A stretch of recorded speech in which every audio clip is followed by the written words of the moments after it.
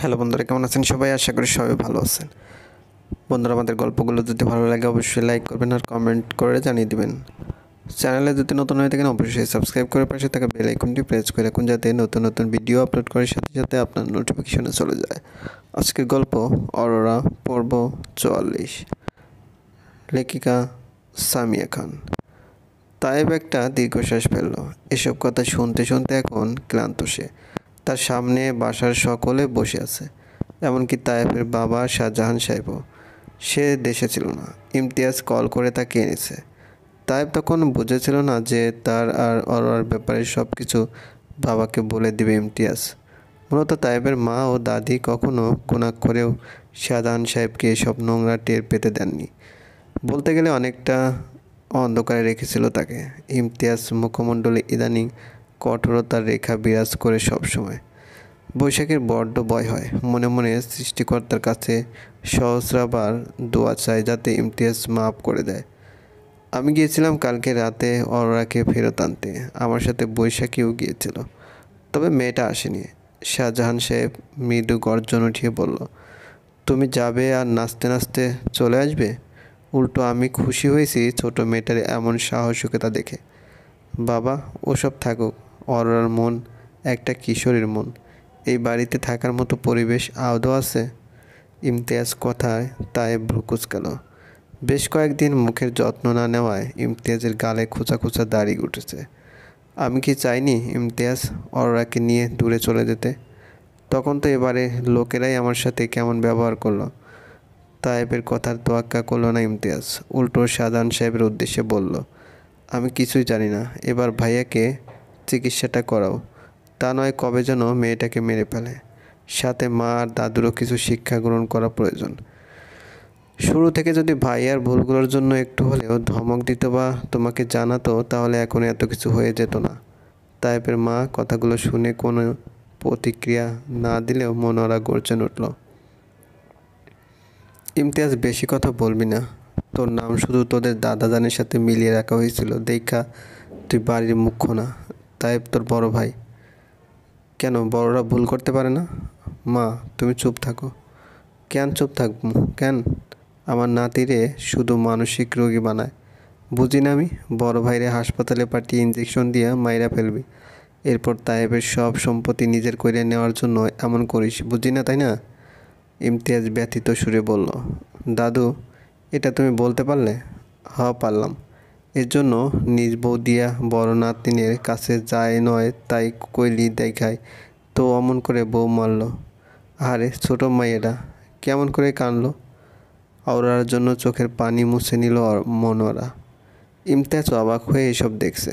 তার দাদি যে এত কুটিল বুদ্ধিসম্পন্ন এই প্রথম জানল সে।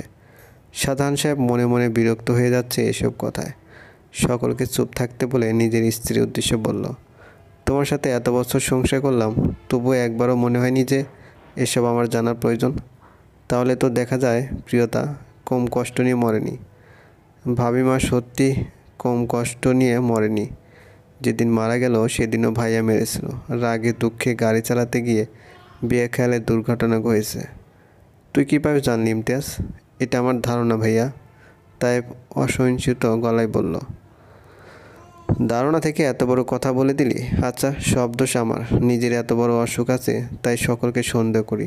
প্রিয়তাকে কেন করতাম তার কারণ আমি সকলের সামনে বলতে চাই না। তবে দাদুও কম কিছু বলতো না। প্রিয়তা এটা করেছে ওটা করেছে। সিনার নিজের সন্তান না সেটা আমার মাথায় কে ঢুকিয়েছিল? দাদু নিজে বলেছিল। সব বাদ, প্রিয়তার কোনো দোষ ছিল না। তোমরা জানো তার বিয়ের পর একটা ছেলের সাথে ফেসবুকে রিলেশনশিপ হয়ে গেছিলো।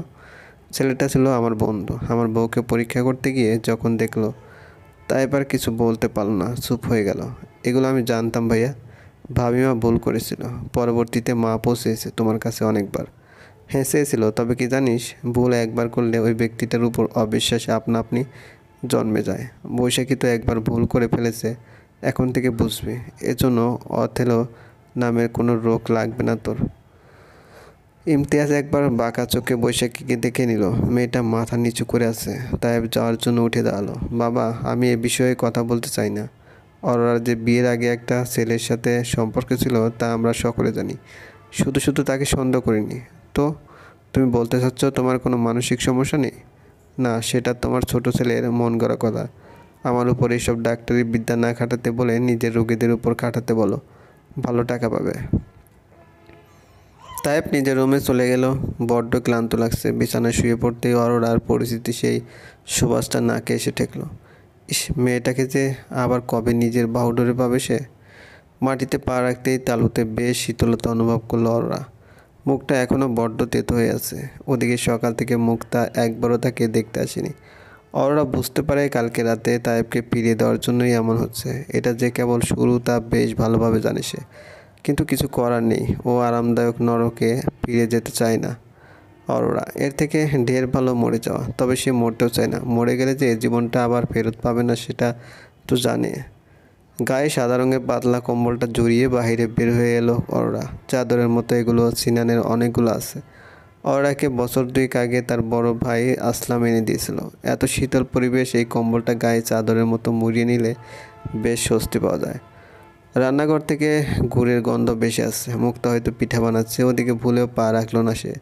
উল্টো পিছনের ঝোপঝাড় দিয়ে বের হয়ে গেল বাড়ি থেকে। সামনে থেকে কেন বের হলো না অরোরা সেটা সে জানে না। তবে মন চাইলো এখান দিয়ে যাওয়ার। গ্রামের পথ দিয়ে হাঁটতে কষ্ট হচ্ছে না, উল্টো ভালোই লাগছে। পরন্ত বিকেল এখন। ঝটপট করে পা চালিয়ে যাচ্ছে। মাঝে বেশ ক্লান্ত হয়ে পড়লো, তবে না থেমে আস্তে ধীরে হেঁটে চলেছে। প্রায় 10 মিনিট হাঁটার পর রাজীবের বাড়ির সামনে এসে পৌঁছালো। টিনের তৈরি গেটটা ক্যাচ ক্যাচ করে খুলে গেল। উঠানের মধ্যে কাঠের তৈরি টুলে বসে আছে রাজীবের মা। তাকে দেখে চমকে উঠল অরোরা। মহিলাটির কী যেন বেহাল দশা। দেখে মনে হচ্ছে বয়স 80 কোঠায় উপনীত হয়ে গেছে। শরীরটা মৃদু কম্পমান, সাথে বিড়বিড় করে কী যেন বলছে। চাচি কেমন আছেন? রাজীবের মা প্রথমে শুনতে পেল না। বেশ কয়েকবার ডাকার পর অরোরার দিকে তাকালো, তবে চিনতে পারল না। অরোরার মুখ থেকে চোখ সরিয়ে শূন্যে তাকিয়ে বিড়বিড় করতে লাগলো। চাচি চিনেছেন আমাকে? গায়ে হাত দিয়ে বললেও অরোরা চিনল না। এ সময় রাজীবের বাবা বের হয়ে এলো ঘর থেকে। কেরা আইছে? চাচা আমি। অরোরাকে দেখে রাজীবের বাবা কোনো অভিব্যক্তি প্রকাশ করলো না।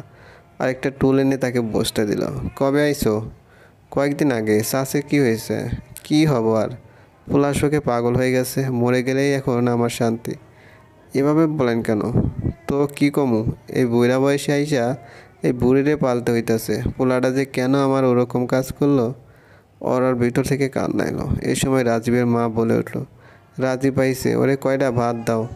এরকমই করবো সব সময়, ছেলেরে দেখবো খালি। চিকিৎসা করান চাচিকে। টাকা পয়সা কই, কোনো রকম দুবেলা খাবার পাই। তোমার একটা জিনিস দিতাছি, দাঁড়াও। রাজীবের বাবা ভিতরে চলে গেল। ওরা দুহাত দিয়ে রাজীবের মায়ের মুখ হাত বুলিয়ে দিচ্ছে। মানুষটা ছেলের শোকে পাগল হয়ে গেছে। হবে না কেন, একমাত্র ছেলে ছিল রাজীব। হঠাৎ সিনানের কথা মনে হলো অরোরার। বাচ্চাটা কি তাকে খোঁজে না? ধরো এইটাও রাহো। এটা কি? তোমার চাচির একটা সোনার চেইন আছিল, এটাই। অরোরা প্রতিবাদের সুরে বলে, না চাচা যান, এটা আমি কেন নিব? আমার একটা মাইয়া আছে, হেতি খোঁজ নেয় না আজকে 7 বছর। রাজীব তো মরেই গেল, আর তোমার চাচি কবে চলে যায়। এটা বিক্রি করে চাচি চিকিৎসা করান। আমার ওই সাধ্য নেই গিন্নির গয়না বেচার। এটা তার খুব শখের জিনিস। আমার পোলাটা থাকলে তার বউ পাইতো।